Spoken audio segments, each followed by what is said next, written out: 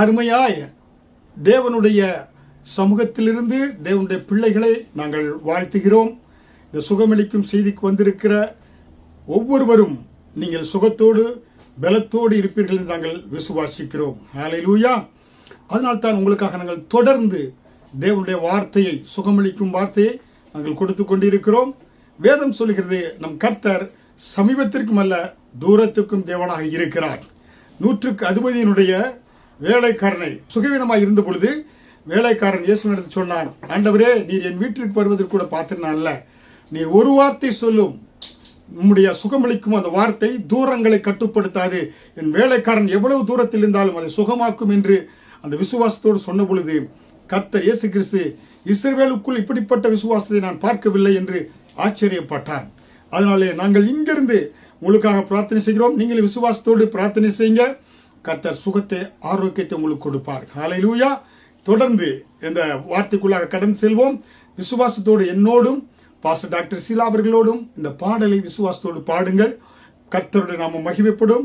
பாடல் பாடுகின்ற பொழுதே ஒரு தெய்வீக வல்லமை, தெய்வீக பிரசன்னம், ஒரு அக்கினி அபிஷேகம் உங்கள் உச்சந்த முதல் உள்ளங்கால் வரை இறங்கி வந்து உங்கள் உலர்ந்த எலும்புகளை கர்த்தர் உயிர்ப்பிப்பார். ஹல்லேலூயா.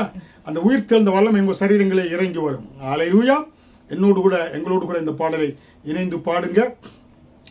இஸ்ரவேலே கர்த்தரை நம்பு, கர்த்தரை நம்பு, இஸ்ரவேலே அவரும் துணையும் கேடகமானவர், அவரும் துணையும் கேடகமானவர். புழுதியிலிருந்து தூக்கிடுவார், குப்பையிலிருந்து உயர்த்திடுவார். புழுதியிலிருந்து தூக்கிடுவார், குப்பையிலிருந்து உயர்த்திடுவார். பிரபுக்களோடும் ராஜாக்களோடும் உட்கார செய்பவர் உனக்கு உண்டு. பிரபுக்களோடும் ராஜாக்களோடும் உட்கார செய்பவர் உனக்கு உண்டு. இஸ்ரவேலே கர்த்தரை நம்பு, கர்த்தரை நம்பு, கர்த்தரை நம்பு. இஸ்ரவேலே அவர் உன் துணையும் கேடகமானவர், அவர் உன் துணையும் கேடகமானவர். அவர் உன்னை விட்டு விலகுவதில்லை, அவர் உன்னை என்றும் கைவிடுவதில்லை. அவர் உன்னை விட்டு விலகுவதில்லை, அவர் உன்னை என்றும் கைவிடுவதில்லை. உள்ளம் கையில் வரைந்தவர், அவர் உன்னை என்றும் மறப்பதில்லை. உள்ளம் கையில் வரைந்தவர், அவர் உன்னை என்றும் மறப்பதில்லை. இஸ்ரவேலே கர்த்தரை நம்பு, கர்த்தரை நம்பு, கர்த்தரை நம்பு. இஸ்ரவேலே அவரும் துணையும் கேடகமானவர், அவரும் துணையும் கேடகமானவர்.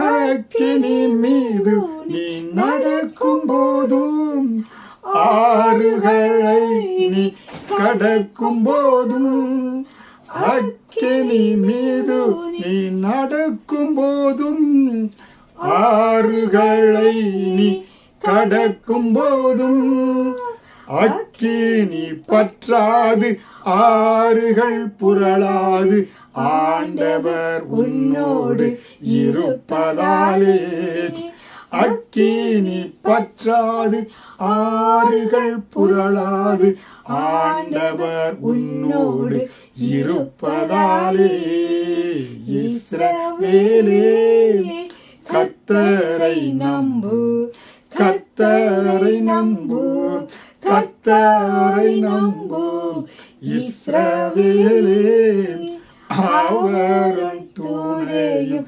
கேடகமானவர்,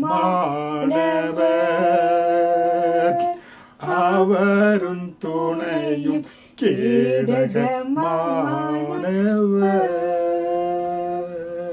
பாருங்க, அந்த தேவன் நமக்கு கேடகமாய் அரணாய் கோட்டையாய் இருக்கிறார்.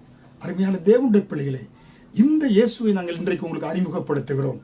இந்த இயேசுவை அரணாய் கோட்டையாய் இருக்கிறார் என்று நாங்கள் அறிந்து அவருடைய அடைக்கலத்துக்குள் வந்த பொழுது தேவன் எல்லா வியாதிக்கும், எல்லா பயத்திற்கும், எல்லா கூக்குரலுக்கும், எல்லா துன்பத்திற்கும், எல்லா கண்ணீருக்கும் ஆண்டவர் எங்களை விடுதலையாக்கி மீட்டெடுத்து, எல்லாவற்றுக்கும் மேலாக குடும்பங்களிலே மரணங்கள் தொடர்ந்து நடைபெற்றது, அதிலிருந்து எங்களை மீட்டெடுத்து கர்த்தர் இன்றைக்கு ஆரோக்கியத்தோடு, சுகத்தோடு, பலனோடு அவருக்காய் ஊழியம் செய்யும்படியாய் எங்கள் குடும்பத்திலே 10 நபர்கள் கர்த்தருடைய ஊழியத்தை செய்யும்படியாய் போதகர்களாக கர்த்தர் வைத்திருக்கிறார். ஹல்லேலூயா. அந்த இயேசுவை உங்களுக்கு அறிமுகப்படுத்துகிறோம். செய்தியை கேட்டுக்கொண்டிருக்கிற அருமையான தேவனுடைய பிள்ளைகளே, இயேசு கிறிஸ்துவை சொந்த இரட்சகராய் ஏற்றுக்கொள்ளாதவர்கள் யாராவது இந்த செய்தியை கேட்டு இருந்தால் உங்களுக்கு நாங்கள் இயேசுவை அறிமுகப்படுத்துகிறோம். இயேசு நேற்றும் இன்றும் என்றும் மாறாதவர். தேவன் அன்பாகவே இருக்கிறார் என்று வேதம் சொல்லுகிறது. ஹல்லேலூயா. அந்த இயேசுவை நீங்க ஏற்றுக்கொள்ளுங்க, அவருடைய பிள்ளையாய் மாறுங்க. அவர் உங்களுக்காக ரத்தத்தை சிந்தினார். ஹல்லேலூயா. பாருங்க, நாங்கள் எங்களுக்கு விமோச்சனம் வேண்டும் என்று, எங்களுக்கு ஆசீர்வாதம் வேண்டும் என்று சொல்லி நாங்கள் கோழிகளையும் மற்ற ரத்தங்களை சிந்தி பலியிட்டோம். ஆனால் குடும்பங்களில் மரணம் வந்ததை தடுக்க முடியவில்லை. ஆனால் எனக்காக ஒருவர் மரித்தார், ரத்தம் சிந்தினார் என்று இயேசுவை நான் அறிந்த பொழுது அவர் முற்றிலுமாக, மகனே மகளே, நீ ரத்தத்தை பலியிட வேண்டாம், நானே உனக்காக ஒரு தரம் பலியாகிவிட்டேன், என்னை ஏற்றுக்கொள், என்னுடைய ரத்த கோட்டைக்கு வந்துவிடு என்று சொன்ன பொழுது முழு குடும்பமாய் வந்து விட்டோம். ஹல்லேலூயா. அதனால இந்த செய்தியை கேட்கிற அருமையான தேவனுடைய பிள்ளைகளே, நீங்கள் என்னோடு கூட இந்த ஜெபத்தை நீங்கள் சொல்லுகின்ற பொழுது நீங்களும் தேவனுடைய பிள்ளையாய் மாறுறீங்க, அவர் ரத்த கோட்டைக்கு வந்து விடுறீங்க. ஹல்லேலூயா. பரலோக பிதாவே, நீர் உம்முடைய குமாரனாய் இயேசுவை இந்த பூமியில் அனுப்புனதுக்காக நன்றி செலுத்துகிறேன் என்று என்னோடு சொல்லுங்க. அந்த இயேசு இந்த பூமியில வந்து எனக்காக மரித்தார், அடக்கம் செய்யப்பட்டார், 3ஆம் நாள் உயிரோடு எழும்பினார், எனக்கு பாவத்திலிருந்து சாபத்திலிருந்து முற்றிலுமாய் விடுதலை கொடுத்தார், அவரே என் ரட்சகர் என்று வாயில நீங்க அறிக்கை செய்கின்ற பொழுது நீங்க முற்றிலுமாய் விடுதலை பெற்றுக்கொள்றீங்க. இயேசு உங்க ரட்சகராக மாறுறாரு, அவருடைய பிள்ளையாய் மாறுறீங்க, அந்த ரத்த கோட்டைக்கு வந்து விடுறீங்க. கர்த்தர் சொல்கிறாரு, ஏன்னா நீங்க வந்து நான் நாணமான இல்லாமல் இருக்கலாம் என்று நினைக்கலாம். கர்த்தர் உங்களை புழுதியிலிருந்து தூக்கி பிரபுக்களோடும் ராஜாக்களோடும் உட்கார வைக்கிறார். ஹல்லேலூயா. தாவீது பாருங்க, கரவலாடின் பின்னாக ஆடுகளை மேய்த்து கொண்டிருந்தான். ஆடுகளை மேய்த்து கொண்டிருந்தா எப்படி இருப்பான் பாருங்க, மேல் சட்டை இருக்காது, டவுசர் போட்டிருப்பான், அது கிழிந்திருக்கும்.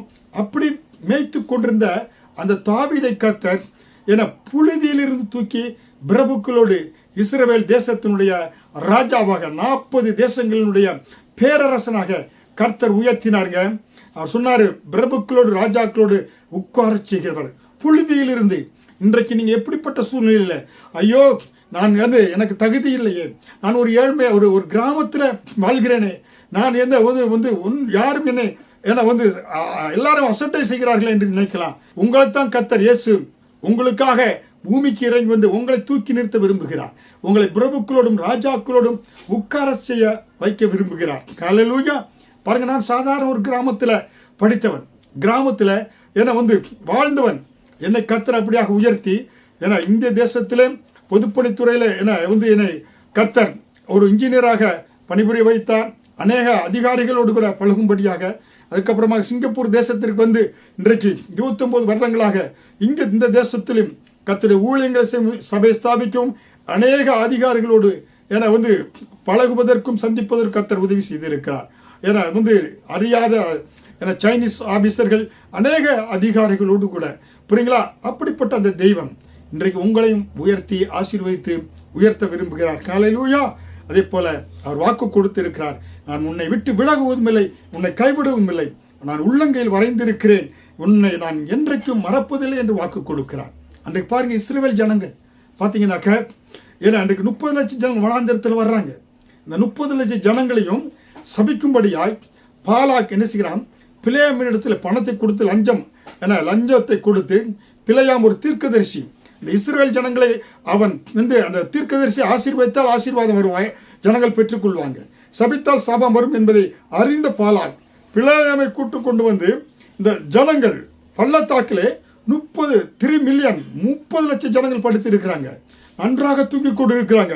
மோசே யோசுவா எல்லாரும் தூங்கி கொண்டு இருக்கிறாங்க, ஆரோன் எல்லாரும்.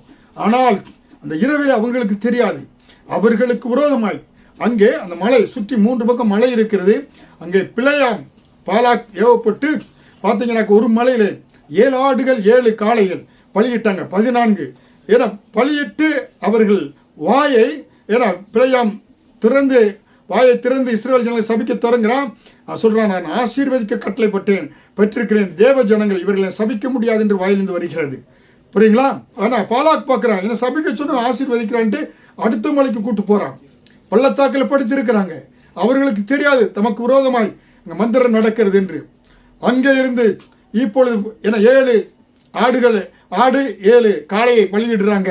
பலியிட்டு வாயை திறக்கிறான் பிலேயாம். இப்பொழுது இஸ்ரவேல் ஜனங்களை பார்த்து திறக்கின்ற பொழுது இந்த ஜனங்கள் காண்டாமிருகத்துக்கு ஒத்த பலனுள்ள ஜனங்களாக இருக்கிறாங்க. என்னாகும் 23வது அதிகாரத்தில் வசனம் 21, 22, 21 பார்க்கலாம். சொல்றாரு, ஏன்னா யாக்கோபுக்கு விரோதமான மந்திரம் இல்லை, இஸ்ரவேலுக்கு விரோதமான குறி சொல்லுதலும் இல்லை என்று சொல்லி பிலேயாம் இஸ்ரவேல் ஜனங்களை பார்த்து சொல்லுகிறான். பாருங்க, யாக்கோபுக்கு விரோதமான மந்திரம் இல்லை, பாருங்க இஸ்ரவேலுக்கு விரோதமான குறி சொல்லுதலும் இல்லையா. இன்றைக்கு ஆவிக்குரிய பிரகாரமாக யாக்கோபின் சந்ததியாக நாம் இருக்கிறோம், இஸ்ரவேலராக இருக்கிறோம். அந்த இஸ்ரவேல் ஜனங்களுக்கு சபிக்க சொன்ன பொழுது வாயிலிருந்து வருகிறது, இந்த ஜனங்களை நாம் சபிக்க முடியாது, இவர்களுக்கு விரோதமான மந்திரமும் இல்லை, குறி சொல்லுதும் பலிக்காது, இவர்கள் காண்டாமிருகத்துக்கு ஒத்த பலன் உள்ளவர்கள். ஹல்லேலூயா. அடுத்த இன்னொரு மலையில கூட்டு போகிறார் பாலாக் பிலேயாம். 3வது மலையிலே அந்த ஜனங்கள் படுத்திருக்கிறாங்க, 30 லட்சம் ஜனங்கள். வாயை திறந்து சபிக்க சொல்கின்ற பொழுது இஸ்ரவேலை ஆசீர்வதிப்பதே கர்த்தருக்கு பிரியம் என்று சொல்லி என்னாகும் 24வது அதிகாரம் வசனம் 1 பிலேயாம் சொல்கிறார். பாருங்க, அப்படியாக ஆசீர்வதிக்கிறார். ஹல்லேலூயா. அதனால தான் அருமையான தேவனுடைய பிள்ளைகளே, கர்த்தர் அன்பாகவே இருக்கிறார். தேவன் எப்படிப்பட்டவராக இருக்கிறார், நீங்க ரத்த கோட்டையில் வருகின்ற பொழுது உங்களை அவர் நினைச்ச முடியாது, உங்களுக்கு விரோதமாய் எந்த மந்திரமும் பலிக்காது, மந்திரவாதியும் காரியங்களை செய்ய முடியாது. ஹல்லேலூயா. அதான் 1 யோவான் 4வது அதிகாரம் வசனம் 8 பார்க்கிறோம், தேவன் அன்பாகவே இருக்கிறார். ஹல்லேலூயா. தேவன் அன்பாகவே இருக்கிறாருங்க.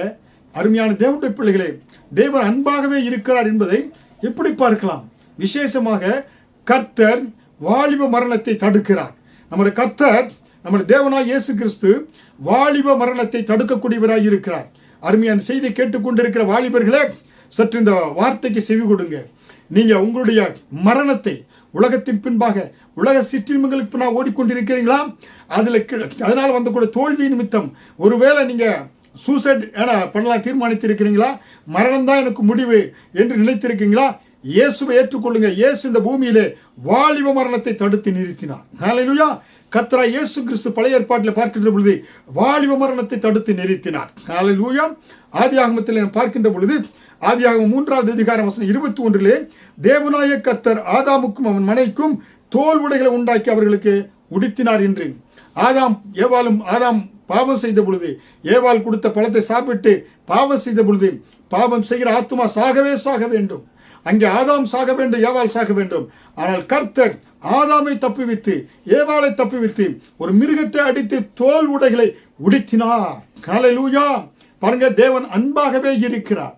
அவர் என்ன செய்கிறார் பாருங்க, நேற்றும் இன்றும் என்று மாறாதவர் என்று நம்ம வேத வசனத்தில் பார்க்கிறோம். ஹல்லேலூயா. அருமையான தேவனுடைய பிள்ளைகளே, வாலிப மரணத்தை தடுக்கக்கூடியவர் கர்த்தராகிய இயேசு கிறிஸ்து. ஹல்லேலூயா. ஆதாமுடைய மரணத்தை கர்த்தர் தடுத்தார். அதே போல ஆதியாகமம் 4வது அதிகாரம் வசனம் 15 அப்பொழுது கர்த்தர் அவனை நோக்கி, காயினை கொள்கிற எவனும் மேலும் 7 பலி சுமக்கும் என்று சொல்லி காயினை கண்டுபிடிக்கிறவன் எவனும் அவனை கொன்று போடாதபடிக்கு கர்த்தர் அவன் மேல் ஒரு அடையாளத்தை போட்டார். உங்களுக்கு தெரியும், ஆதாமுடைய 2 பிள்ளைகள் ஆபேல், காயுன். ஆபேல் கர்த்தருக்கு பிரியமான காணிக்கை செலுத்தினான். கர்த்தர் என பலிகளின் மேலே பிரியமாக இருக்கிற சொல்லி என நன்ற இளம் ஆட்டு என கன்றை அடித்து கர்த்தருக்கு பலி செலுத்தினான். தேவன் அதில் பிரியமாக இருந்தான். காயினுவோ ஏன்னா இந்த வெஜிடபிள் காய்கறிகள் மற்றதெல்லாம் ஏன்னா அவன் அதை பொறுக்கி கொண்டு காணிக்கை செலுத்தினான். தேவன் அதில் பிரியமாக இல்லை. அதனாலே காயின் ஆபேலுக்கு விரோதமாய் கோபம் செய்து அவன் ஆபேலை கொன்று போட்டான். கொன்று போட்ட உடனே இப்ப பாவம் செய்கிற ஆத்மா சாகவே சாகணும். யாரு? காயின் சாகணும். காயின் பாவம் செய்து விட்டான். ஆனால் தேவன் அன்பாகவே இருக்கிறார். ஏன்னா காயின் தேவனை நோக்கி பார்க்கிற, ஆண்டவரே நான் பாவம் செய்துட்டேன், ஏன்னா என் ஆபேல் ரத்தம் நோக்கி கூப்பிட்டது, நீ இறங்கி வந்து ஏன்னா நீர் அதற்கு நியாயம் தீர்க்கும்படி நான் சாக வேண்டும், என்னை சாகாதபடி காத்துக்கொள்ளும் என்று கேட்ட ஆண்டவரிடத்தில் விண்ணப்பம் பண்ணும் பொழுது கர்த்தர் காயூன் என்ன செய்தாரு?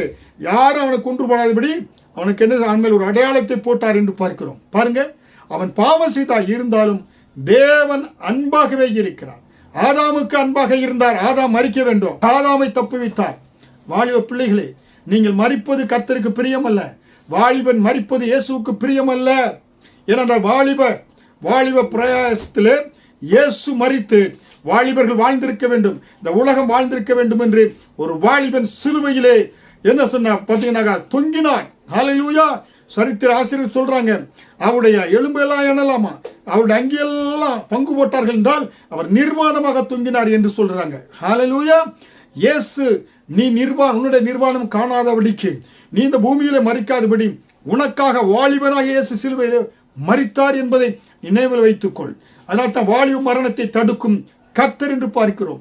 வாலிப மரணத்தை தடுக்கும் இயேசு என்று பார்க்கிறோம். இரண்டாவதாக ஆதியாகமம் 6வது அதிகாரம் 9வது வசனத்தில் பார்க்கின்ற பொழுது, நோவா தன் காலத்தில் இருந்தவர்களுக்குள்ளே நீதிமானும் உத்தமனுமாய் இருந்தான். நோவா தேவனோடு சஞ்சரித்துக் கொண்டிருந்தான். அன்றைக்கு உலகத்தில் பாவம் பெருகின பொழுது கர்த்தர் உலகத்தை எல்லா ஜனங்களையும் அழிக்கும்படியாக விரும்பினார். அப்பொழுது கர்த்தர் யாரை பாதுகாத்தார் பாருங்க. ஆதியாகமம் 7வது அதிகாரம் வசனம் 13, அன்றைய தினமே நோவாவின் குமாரர் சேம், காம், யாபேத், நோவாவின் மனைவி, அவன் குமாரரின் 3 மனைவிகளும் பேழைக்குள் பிரவேசித்தார்கள். நோவா குடும்பத்தில் இருக்க என்ன பாருங்க, அவன் மனைவி தவிர மற்றும் அவனுடைய 3 பிள்ளைகள், குமாரர்கள், மருமக்கள், அவருடைய மகனுடைய மனைவிகள் எல்லாம் வாலிபர்கள். அவர்களை கர்த்தர் பாதுகாத்தார். இந்த உலகத்திலே எல்லா ஜனங்களும் அழித்த பொழுது வாலிபர்களை தேவன் பாதுகாத்தார் என்று பார்க்கிறோம். வாலிபர்கள் கர்த்தருக்காக தேவை. புரியுங்களா?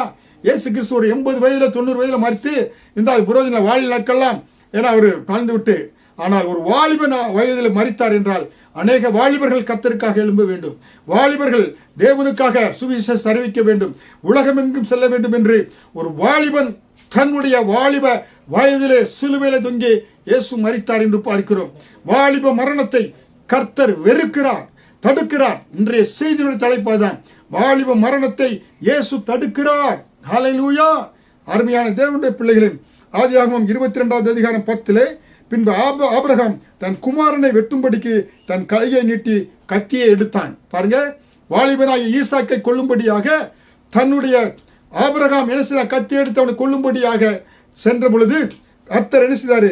கர்த்தருடைய தூதனானவர், ஆதியாகமம் 22வது அதிகாரம் 11வது வசனத்தில் கர்த்தருடைய தூதனானவர் வானத்திலிருந்து ஆபிரகாமே ஆபிரகாமே என்று கூப்பிட்டார். அப்பொழுது ஆதியாகமம் 22:12 அப்பொழுது அவர் பிள்ளையாண்டர் மேல் உன் கையை போடாதே, அவனுக்கு ஒன்றும் செய்யாதே என்று சொல்லி ஈசாக்கு மரிக்காதபடி கர்த்தர் பாதுகாத்தார். ஹல்லேலூயா. வாலிபர்களை பாதுகாக்கக்கூடியவர் கர்த்தர். வாலிப மரணத்தை வெறுக்கக்கூடியவர் கர்த்தர். வாலிப மரணத்தை தடுக்கக்கூடியவர் கர்த்தர். ஹல்லேலூயா. அருமையான தேவனுடைய பிள்ளைகளே, செய்தியை கேட்டுக்கொண்டிருக்கிற ஒவ்வொரு பிள்ளைகளும் ஹல்லேலூயா, கர்த்தருக்காக காத்து கொண்டிருக்கிற ஒவ்வொருவருமே வாலிபர்கள் தான். கர்த்தருக்கு காத்திருக்கிறவர்களோ கழுகுகளை போல சட்டைகள் எடுத்து எழும்புவார்கள். அவர்கள் ஓடினால் இளைப்படார்கள், நடந்தாலும் சோர்ந்து போக மாட்டாங்க.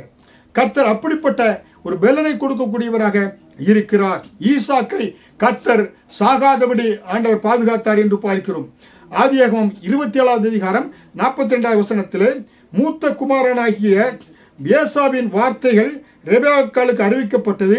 அப்பொழுது அவள் தன் இளைய மகனாகிய யாக்கோபை அழைத்து, உன் சகோதரனாகிய ஏசா உன்னை கொன்று போட நினைத்து தன்னை தேற்றிக்கொண்டு தோழ்கிறான் என்று சொன்னாங்க. பார்த்தீங்கன்னா, ஈசாக்குடைய மகனாகிய ஏசா யாக்கோபை என்ன செய்யறான்? அவன் என்ன செய்யறான்? கூளை கொடுத்து அண்ணன் ஏசாவின் இடத்துல சிரேஷ்ட புத்திர பாகத்தை, அந்த ஆசீர்வாதத்தை அப்பா யாக்கோபிடத்தில் பெற்றுக்கொண்டான். இப்பொழுது என்ன நடைபெறுகிறது பாருங்க.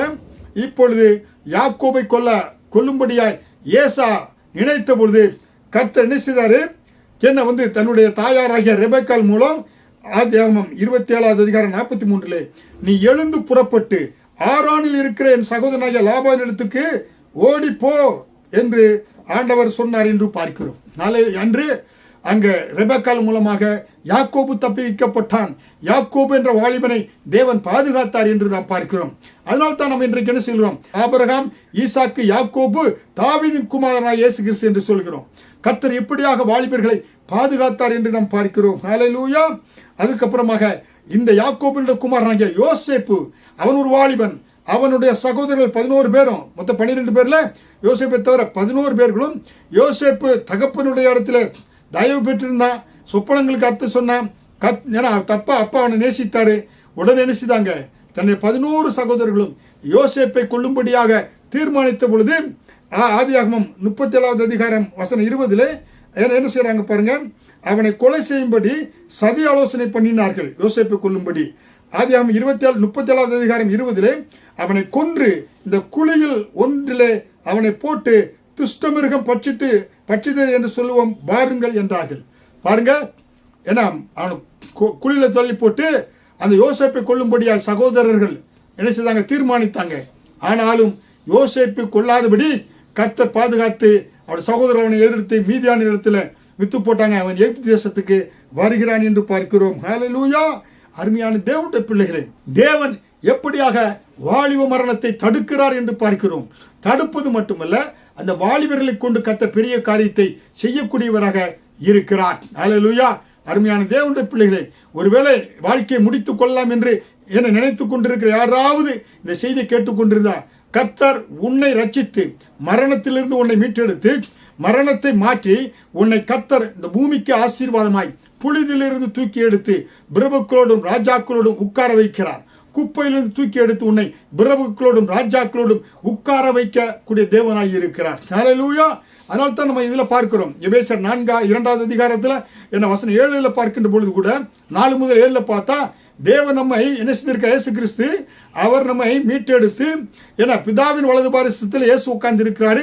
இயேசுடைய வலது பாரிசத்தில் நம்மளே உட்காரும்படியாய் எல்லா துரைத்தனங்கள் அதிகாரத்தையும் கீழே போட்டு அதை மேற்கொள்ளும்படி அதிகாரத்தை நமக்கு கொடுத்திருக்கிறார் என்று எபேசியர் 2வது அதிகாரத்தில் பவுல் சொல்கிறார்.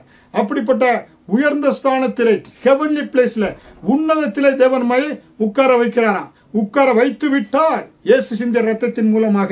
ஹல்லேலூயா. அது மட்டும் இல்ல, பாருங்க, அதே போல மோசே வனாந்தரத்தில் இஸ்ரவேல் ஜனங்களை அழைத்து கொண்டு வருகிறார். என்னாகும் 14வது அதிகாரம் வசனம் 26 பார்த்தோம் என்றால், பின்னும் கர்த்தர் மோசையும் ஆரோனை நோக்கி, வசனம் 27 தொடர்ந்து பார்ப்போம், எனக்கு விரோதமாய் முறுமுறுக்கிற அந்த பொல்லாத சபையாரை எதுவரைக்கும் பொறுப்பேன்? இஸ்ரவேல் புத்திரர் எனக்கு விரோதமாய் முறுமுறுக்கிறதை கேட்டேன்.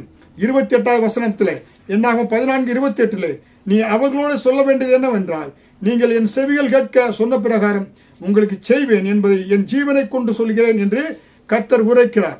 என்னாகும் 14:29 இந்த வனாந்தரத்தில் உங்கள் பிரேதங்கள் விழும், உங்களில் 20 வயது முதல் அதற்கு மேற்பட்டவர்களாக எண்ணப்பட்ட உங்கள் தொகைக்கு உட்பட்டவர்களும் எனக்கு விரோதமாய் முறுமுறுத்தவர்களும் ஆகிய அனைவருடைய பிரேதங்களும் விழும் என்று சொன்னார். கர்த்தருக்கு விரோதமாய், மோசேக்கு விரோதமாய் ஜனங்கள் பேசினாங்க. இஸ்ரவேல் ஜனங்கள் வனாந்தரத்தை வந்த பொழுது, அப்பொழுது கர்த்தருடைய வாதை வந்ததினால 20 வயதுக்கு மேற்பட்ட அனைவரும் என்ன மரித்து போனார்கள். ஹல்லேலூயா. வாலிபர்களை கர்த்தர் பாதுகாத்தார். ஹல்லேலூயா. ஆண்டவர் என்ன செய்தார்? யோசுவாவை ஆண்டவர் பாதுகாத்தார். 20 வயதுக்குட்பட்ட வாலிபர்களை கர்த்தர் பாதுகாத்தார் என்று நாம் பார்க்கிறோம். ஹல்லேலூயா. என்னாகும் 14வது அதிகாரம் வசனம் 30 எப்புன்னேவின் குமாரனாகிய காலேபும் நூனின் குமாரன் யோசுவாவோடு கூட அந்த 20 வயதுக்குள்ள வாலிபர்கள் தான் கானான் தேசத்துக்குள்ளாக பிரவேசித்தார்கள். ஹல்லேலூயா. அருமையான தேவனுடைய பிள்ளைகளை, கர்த்தர் எப்படியாக வாலிபர்களை பாதுகாக்கிறார். ஹல்லேலூயா.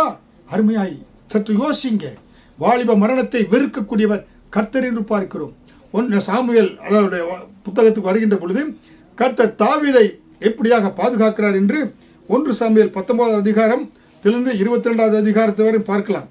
ஆனால் விசேஷமாக 1 சாமுவேல் 1வது அதிகாரத்தில் தாவீதை கொன்று போடும்படிக்கு சவுல் தன் குமாரனாகிய யோனத்தானோடும் தன் ஊழியர்காரர் எல்லோரோடும் பேசினான். சவுல் ராஜா, இஸ்ரவேலுடைய முதல் ராஜா, தாவீதை கொலை செய்யும்படியாக அங்கே தீர்மானம் பண்ணுகிறான். தீர்மானம் என்ன பண்ணுகின்ற பொழுது சவுல் தாவீது ஒரு வாலிபன், அவனை கொல்லும்படியாக தீர்மானம் செய்த பொழுது கர்த்தர் நினைத்தாரு. கர்த்தர் தாவீதை அருமையாய் பாதுகாத்தார். சவுலுடைய கைக்கும் சரி, சிங்கத்தின் வாய்க்கும் கரடியின் வாய்க்கும் தப்புவித்து வாலிபன் ஆகிய தாவீதை கர்த்தர் தப்புவித்தார் என்று பார்க்கிறோம். ஹல்லேலூயா. தன் இருதயத்துக்கேற்ற தாசனாக தாவீது மாறினான் என்று பார்க்கிறோம். ஹல்லேலூயா. அதே போல பாருங்க, யோபு புத்தகத்தை எடுங்க.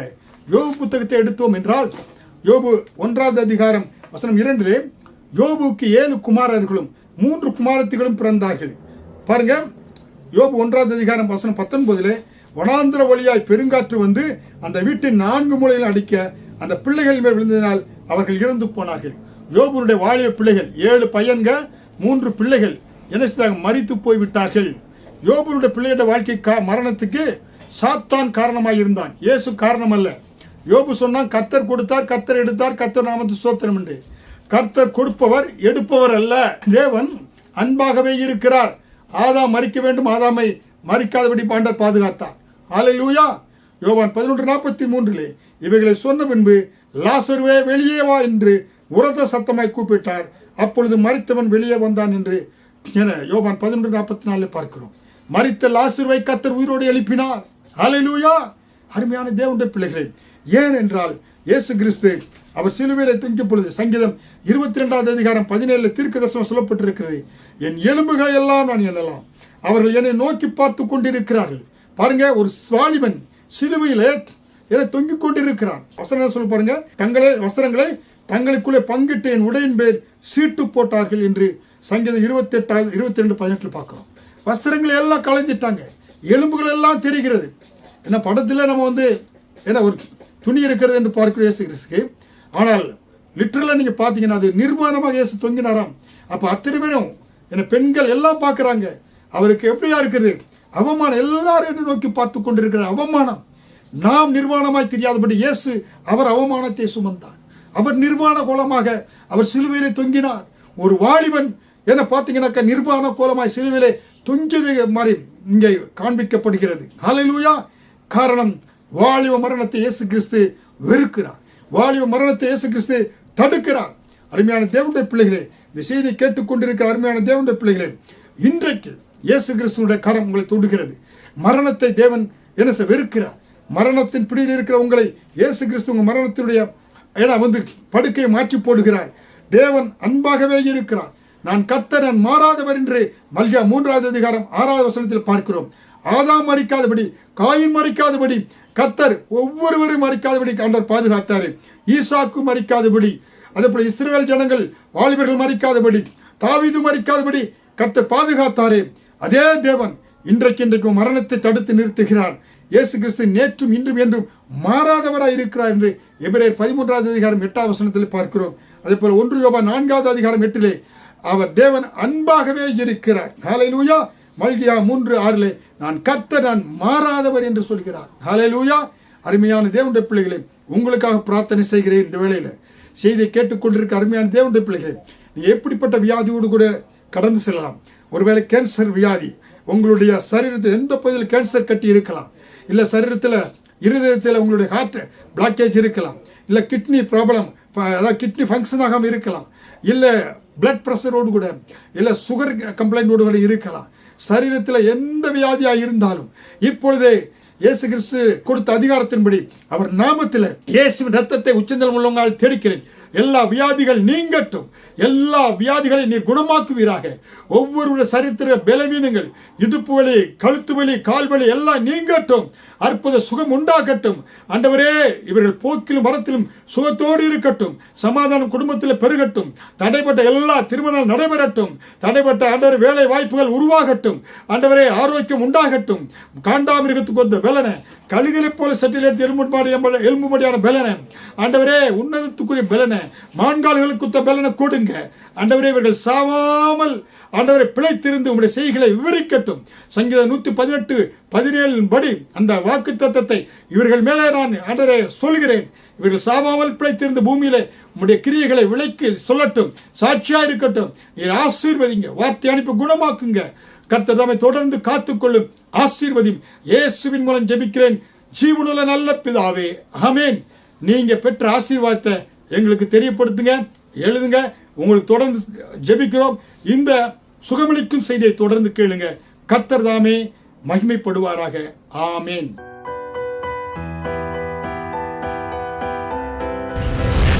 கர்த்தர் உங்களை ஆசீர்வதிப்பாராக.